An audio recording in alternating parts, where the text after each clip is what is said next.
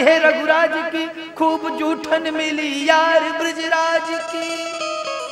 भोग मोहन चखा, दूध माखन चखा, कुछ इधर भी रहा कुछ उधर भी रहा। एक तरफ द्वार ढेड़ी का दरबान हो, एक तरफ यार मोहन के दरमियान हो। भैया हम तो ऐसे ही, औरों की बात तो नहीं, हम तो कभी राम जी की ओर कभी श्याम जी की ओर, यही हमें आनंद आता है इसी। एक तरफ यार मोहन के दरमियान हो, एक तरफ द्वार ढेड़ी का दरबान हो। एक तरफ लुटाया जा रहा है तो एक तरफ लुटा जा रहा है। रामावतार में ठाकुर जी ने लुटाया तो कृष्णावतार में लूटा। तो एक तरफ यार मोहन के दरमियान गर रखा था, गर लुटाता हुआ, कुछ इधर भी रहा कुछ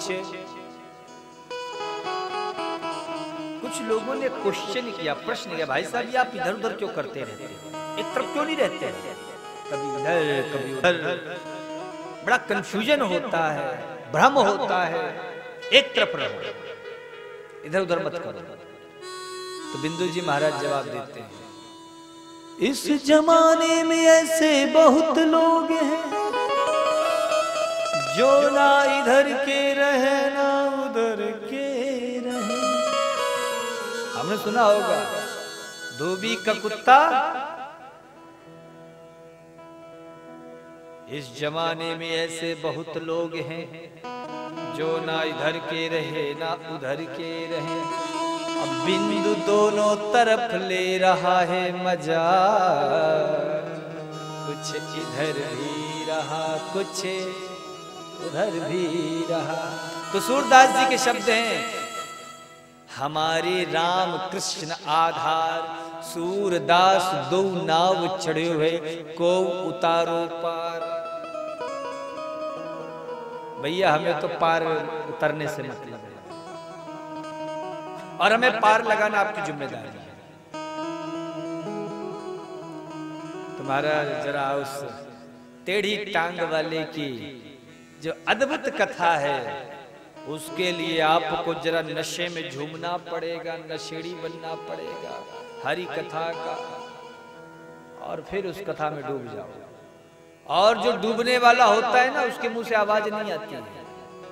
जो कह रहे भैया आनंद आ रहा है, डूब रहे बचाओ, मतलब अभी डूबा नहीं, अभी और ठीक से डूबो, आवाज तक नहीं आनी चाहिए। और जो डूबने वाला होता है ना, उसके अगल बगल में जो लोग होते हैं वो उनको भी डुबा लेता है। खुद भी डूबो और अपने अगल बगल वालों को भी डुबाओ। क्या उन्हें भी डुबाओ।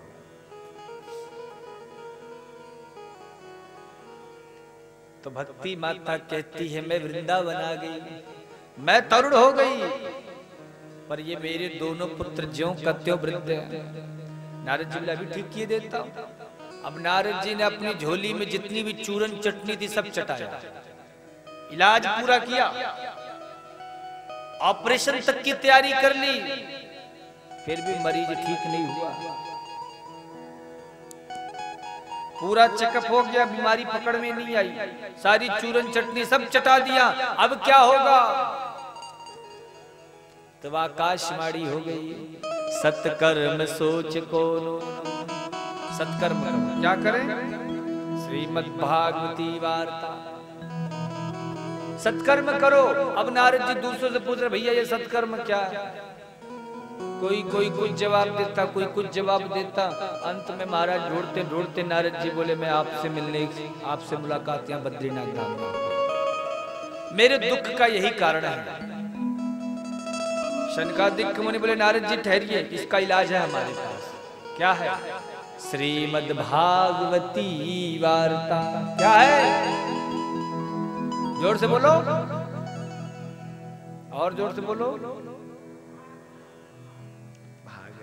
भागवत से मुक्ति मिल जाएगी। कुछ लोगों ने कहा, महाराज जी क्या बोल रहे भागवत से? अरे मैं तो यहाँ पूरा का पूरा वेद सुना के बैठ गया, और जब वेद से कुछ नहीं हुआ तो भागवत से क्या होगा? बोले देखो, वेद कल्प वृक्ष है और भागवत उसका पका हुआ फल है। अब जो स्वाद, जो रस, जो आनंद फल में मिलता है, वृक्ष में मिलता है कभी? फल कितना स्वादिष्ट होता है, कितना आनंद आता है फल खाने। अब कोई कहे अरे भाई साहब बड़ा मीठा फल है, बड़ा सुंदर है। अब जब फल इतना स्वादिष्ट है तो वृक्ष ना जाने कितना स्वादिष्ट होगा। और वो फल फेंक कर पेड़ चबाने लग जाए तो उसे आनंद मिलेगा? बोलो नहीं मिलेगा। तो बोले भागवत पका हुआ फल है, इसलिए भागवत की जाए। तो हरिद्वार में गंगा जी के तट पर भागवत शुरू हो गई। मुख्य श्रोता बन गए नारद जी। अब धीरे धीरे लोगों की भीड़ होने लगी। 1 से 7 दिन तक कथा चली। जैसे 7वां दिन हुआ जयकारा लगा कि भक्ति माता ताता थैया करते हुए प्रकट हो जाती हैं।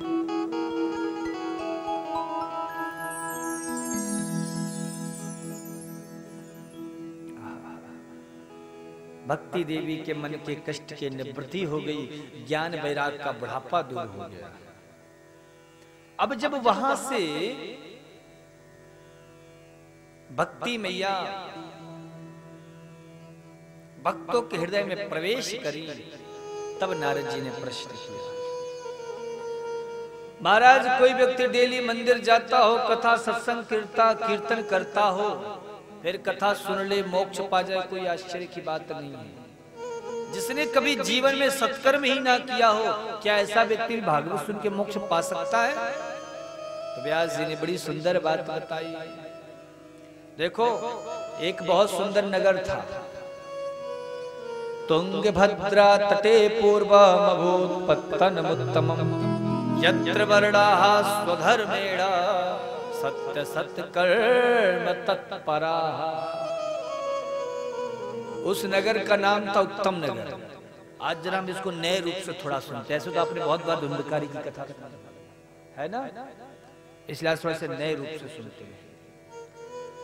बोले ये जो नदी है तुंगभद्रा नदी के तट पर उत्तम नगर, ये नवद्वारे पुरे देही, ये हमारा शरीर ही क्या उत्तम नगर है। ये तुंगभद्रा नदी के तट पर बसा हुआ भव सिंधु भव सागर ही तुंगभद्रा नदी का तट है। इस पर रहने वाला ये आत्मदेव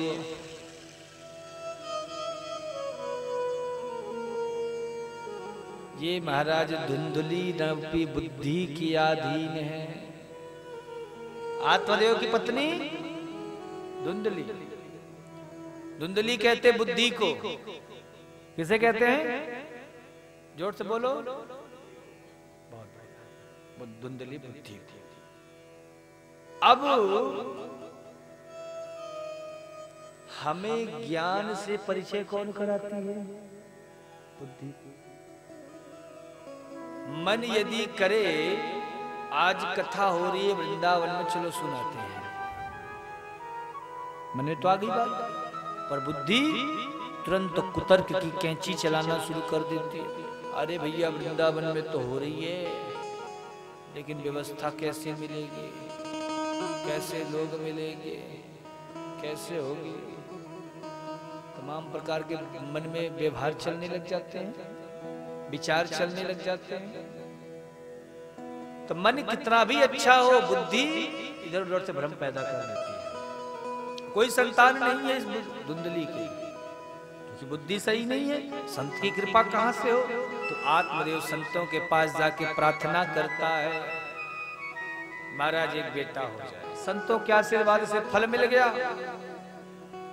ऐसे ही महाराज यह शरीर भी परिश्रम तो करता है, और जब इस परिश्रम का फल मिलता है तो वो धुंधली रूपी बुद्धि को जाके दे देता है, समर्पित कर देता है।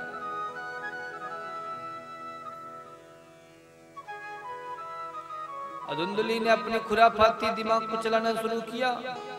इस फल को खाऊंगी पेट बड़ा सा हो जाएगा, गांव में चोर लुटेरे लोग आ जाएंगे, मैं भाग नहीं पाऊंगी। इसलिए बहन के बेटा होने वाला है ना 8वां, उसे को ले लो।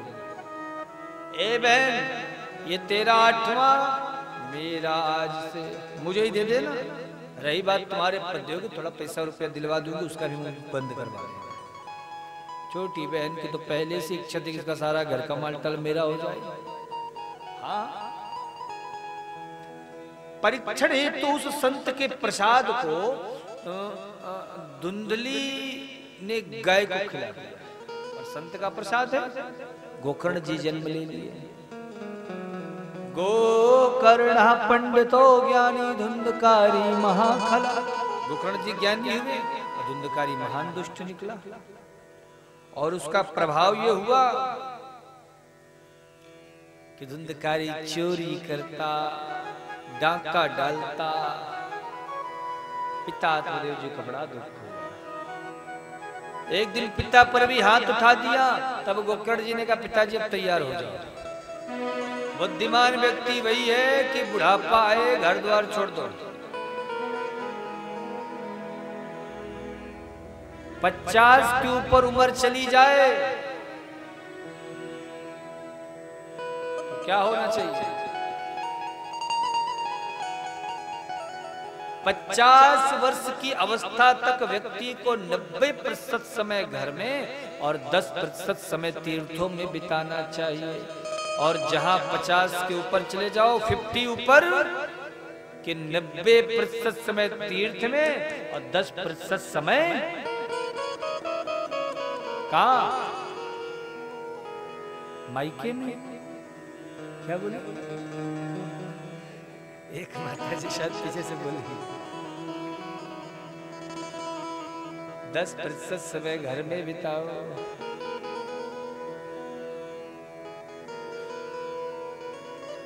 और सच तो देखो, उम्र भी कहने लगती, 50 के ऊपर उम्र जाए तो उम्र भी कहती 51, 52। अब तो घर छोड़ो, बन को पकड़ो। लेकिन सच तो